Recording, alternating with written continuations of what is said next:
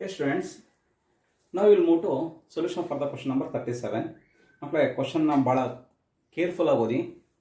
A body of mass m is accelerated uniform accelerate ಮಾಡ್ತಾ ಇದ್ದಾರೆ from rest to a speed v in a time capital T ಅನ್ನೋ ಟೈಮ್ನಲ್ಲಿ ಅದರ velocity ಎಷ್ಟಿದೆ, capital v ಇದೆ.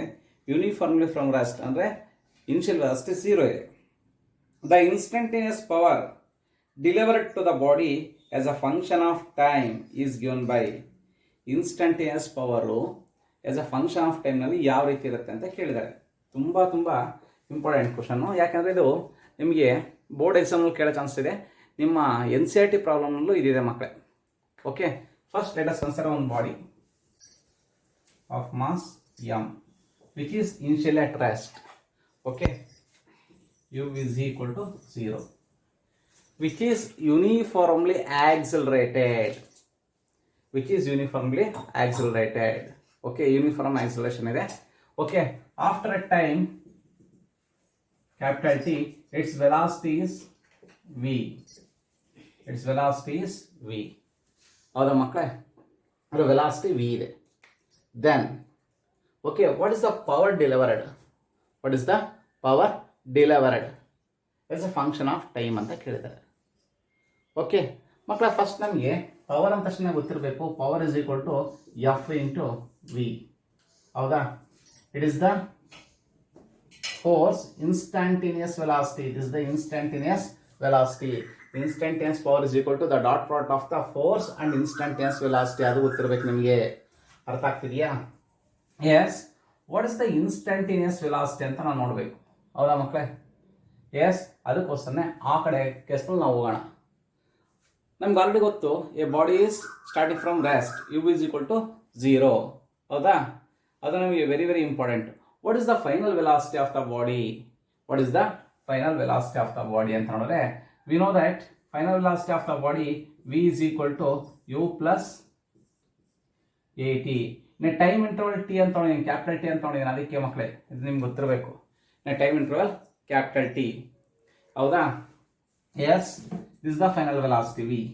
Initial velocity is 0, hence capital V is equal to a into a time interval capital T.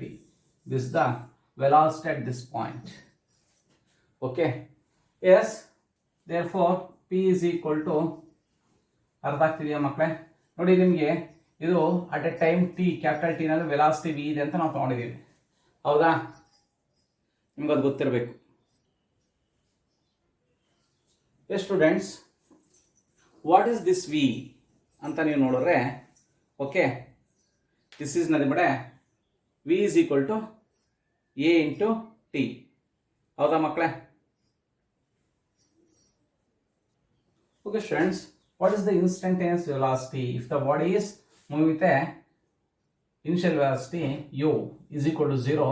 We know that the instantaneous velocity v is equal to u plus at any instant of time t, small t. ಅದು ನಾವು any instant of time T ಅಂತ ಅಂತ ಇದೀವಿ. ಇದು particular place ನಲ್ಲಿ particular time ನಲ್ಲಿ ಕೊಡಿದ್ದಾರೆ. Capital T ನಲ್ಲಿ ವೆಲಾಸಿಟಿ ವಿ ಇರುತ್ತೆ ಅಂತ, therefore v is equal to A into t ಅಂತ ಆಯ್ತು. ಅಟ್ ಎನಿ ಇನ್ಸ್ಟೆಂಟ್ ಇದು 10 ಸೆಕೆಂಡ್ಸ್ ನಲ್ಲೇ ಇಷ್ಟಿರುತ್ತೆ ಅಂತ ಹೇಳಿದ್ದಾರೆ. ನಾವು 5 ಸೆಕೆಂಡ್ಸ್, 2 ಸೆಕೆಂಡ್ಸ್, 3 ಸೆಕೆಂಡ್ಸ್ ನಲ್ಲಿ ಎಷ್ಟಿರುತ್ತೆ ಅಂತ ಕೇಳಿದ್ರೆ ನಾವೇನ್ ಮಾಡ್ತೀವಿ, ಆ ಟಿನ ಇಲ್ಲಿ ಸಬ್ಸ್ಟಿಟ್ಯೂಟ್ ಮಾಡ್ತಾ ಹೋಗ್ತೀವಿ. ಅರ್ಥ ಆಗ್ತಿದೆಯಾ? Yes, the instantaneous velocity is equal to u plus at, but u is equal to 0, hence f is equal to m into a, therefore a into t. ನೋಡಿ, ಸ್ಮಾಲ್ ಟಿ ತಗೊಂಡಿದ್ದೀನಿ at any instant of time T ಅಂತ. This is the instantaneous power. therefore p is equal to m into a square into t at any instant of time t. what is the value of a ಅಂತ ನೋಡಿದ್ರೆ ಮಕ್ಕಳೇ, ನಿಮಗೆ a is equal to capital V divided by capital T. Okay, therefore the instantaneous power is equal to m into capital V square divided by t square into t. This is the instantaneous power. From this one we can conclude that, okay, the instantaneous power is directly proportional to the t, small t. Okay, ಅರ್ಥ ಆಗ್ತಿದೆಯಾ? ನಿಮ್ಗೆ ಅಲ್ಲಿ ಆ conclusion ನಿಮ್ಗೆ ಹೇಳಿಲ್ಲ ಮಕ್ಕಳೇ. ಅದರಲ್ಲಿ derivation ಕೇಳಿದರೆ ಯಾವುದಕ್ಕೆ ಇನ್ಸ್ಟಂಟೇನಿಯಸ್ ಪವರ್ಗೆ ಈ ಒಂದು ಕೇಸ್ನಲ್ಲಿ ನಾವಿಲ್ಲಿ ಮಾಡಿದ್ದೀವಿ. ಅದು ನಿಮಗೆ ಇದನ್ನೇ ಕೇಳ್ತಾನೆ ಅಂದರೆ sometimes the instantaneous power is proportional to T. ಅರ್ಥ ಆಯ್ತಾ? Capital T, okay, T square root 3/2 ಅಂತ ಕೊಡ್ತಾನೆ. ಓಕೆ, ಅರ್ಥ ಆಗ್ತಿದೆಯಾ? Root T T to power of 3/2 ಅಂತ ಕೊಡ್ತಾನೆ. ಈ ರೀತಿ ಕೊಟ್ಟಾಗ ನಿಮಗೆ ಅಲ್ಲಿ ಆಪ್ಷನ್ಸು ನೆಕ್ಸ್ಟ್ ಯಾವ್ದಾದ್ರು ಬೇರೆ ಪ್ರಾಬ್ಲಮ್ ನಾನು ಹೇಳ್ತಿರೋದು, ಬೇರೆ ಪ್ರಾಬ್ಲಮ್ ಆಲ್ರೆಡಿ ಬಂದಿದೆ ಒಂದು ಇದೇ ರೀತಿ problem. Instantaneous power is directly proportional to instantaneous time. Okay, ಅದು ನಿಮ್ಗೆ ಗೊತ್ತಿರಬೇಕು ಈ ಒಂದು ಕೇಸ್ನಲ್ಲಿ. ಅರ್ಥ ಆಯ್ತಾ ಮಕ್ಕಳೇ? Yes, take this one. ಏನಾದ್ರು ಡೌಟ್ ಇತ್ತು ಅಂದರೆ ಕ್ಲಾರಿಫೈ ಮಾಡ್ಕೊಳ್ಳಿ. ಯಾಕಂದರೆ ನೀವೇನು ಮಾಡ್ತೀರಾ ಅಂತಂದರೆ ಇ ವಿ ಎರಡು ಸೇಮ್ ಅಂದ್ಕೊಂಡ್ಬಿಡ್ತೀರಾ. These are different. This is the instantaneous velocity, this is the velocity at capital T. Okay, take down.